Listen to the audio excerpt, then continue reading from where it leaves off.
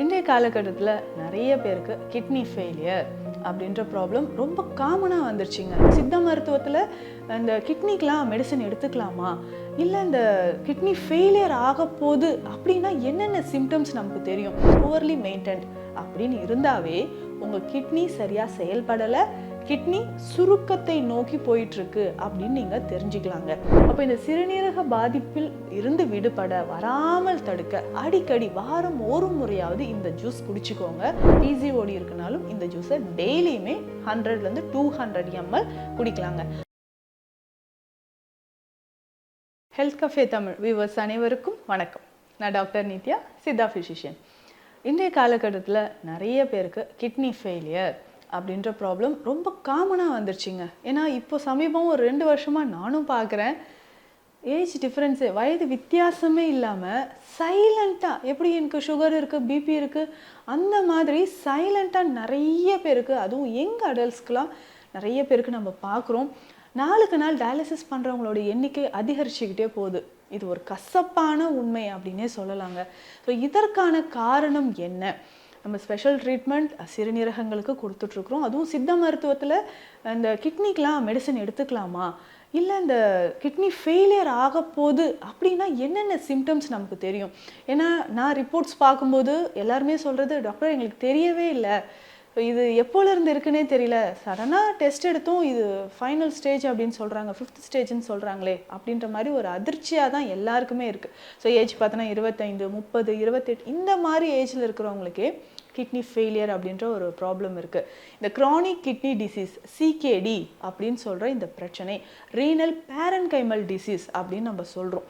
So முக்கியமாக பார்த்தோம்னா நீங்கள் ஸ்கேன்லாம் எடுத்து பார்க்கும்போது கார்டிகோ மெடுலரி டிஃப்ரென்ஷியேஷன் அப்படின்ற ஒரு வேர்டு இருக்கும். புவர்லி மெயின்டைன்ட் அப்படின்னு இருந்தாவே உங்கள் கிட்னி சரியாக செயல்படலை, கிட்னி சுருக்கத்தை நோக்கி போயிட்டுருக்கு அப்படின்னு நீங்கள் தெரிஞ்சுக்கலாங்க. சரி, இப்போது யாருக்கெல்லாம் இந்த சிறுநீரக பாதிப்பு வர வாய்ப்புகள் அதிகமாக இருக்குது அப்படின்னு சொன்னால், அவுட் சைட் ஃபுட் நிறைய டெய்லி சாப்பிட்ற நபர்களுக்கு இது வர வாய்ப்புகள் அதிகமாகவே இருக்குங்க. ஸோ அதிகமாக சிறுநீரகங்கள் பாதிப்புக்கு உள்ளாகிறதுக்கு இது ஒரு முக்கியமான காரணம். ஸோ அவுட் சைட் ஃபுட் நிறைய சாப்பிட்றவங்களுக்கு, உப்பு சுவை அதிகமாக சாப்பிட்றவங்க, இதுதான் மெயின் ரீசன்னே சொல்லலாம். ஸோ இன்றைக்கி பெரும்பாலும் நம்ம சுவைத்து சாப்பிடக்கூடிய நிறைய உணவுகளில் உப்பு தான் அதிகமாக இருக்கும், ப்ரிசர்வேட்டிவ்ஸ் அதிகமாக இருக்கும்.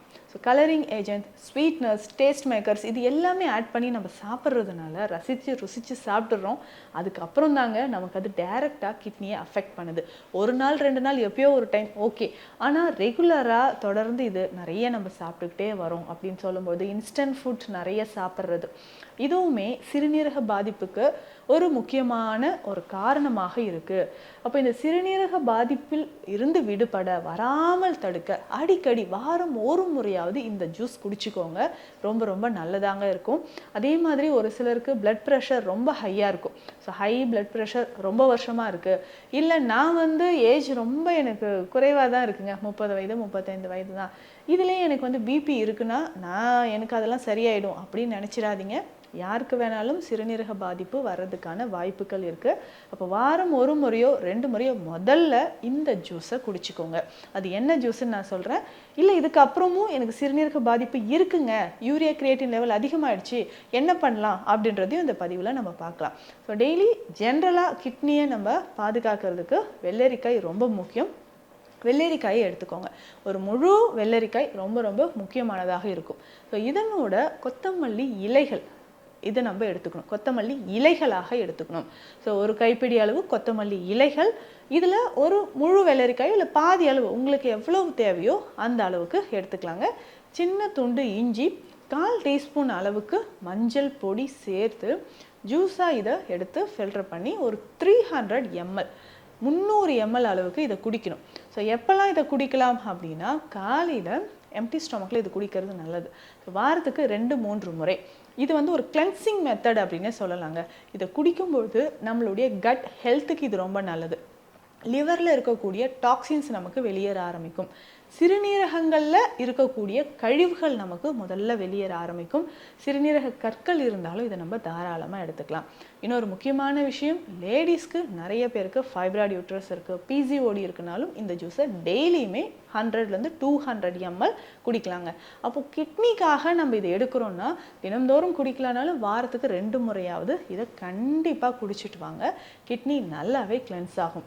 ஒருவேளை உங்களுக்கு சிகேடி 3rd ஸ்டேஜ் 4th ஸ்டேஜில் இருக்கிறேன், எனக்கு சிறுநீரகங்களில் பிரச்சனை இருக்குங்க, யூரியா கிரியேட்டின் லெவல்லாம் அதிகமாகிடுச்சு, யூரியா லெவல் 50 60 80ன்னு போய்கிட்டே இருக்குது, கிரியேட்டின் லெவல் 3 4ன்னு இன்க்ரீஸ் ஆகிட்டே இருக்குது அப்படின்னாலும், அதே மாதிரி பைகார்பனேட்ஸ் லெவலோ சோடியம் குளோரைட்ஸ் பொட்டாசியம் இதோட லெவலும் எனக்கு இன்க்ரீஸ் ஆகுது, மெயினாக GFR level estimated glomerular filtration rate இதுவுமே நமக்கு குறைஞ்சிக்கிட்டே வருது. சாதாரணமாக இது 80ஆவது இருக்கணுங்க, 80ஆவது இருக்கணும்.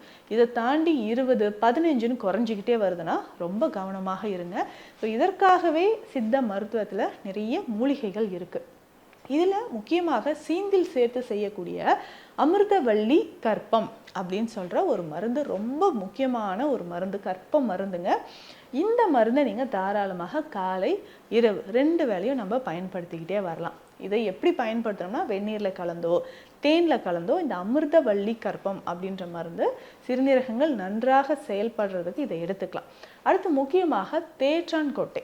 அந்த தேற்றான் கொட்டை கற்பமாக நீங்கள் பயன்படுத்தும்போது உங்களுக்கு நல்ல ரிசல்ட் கிடைக்குங்க.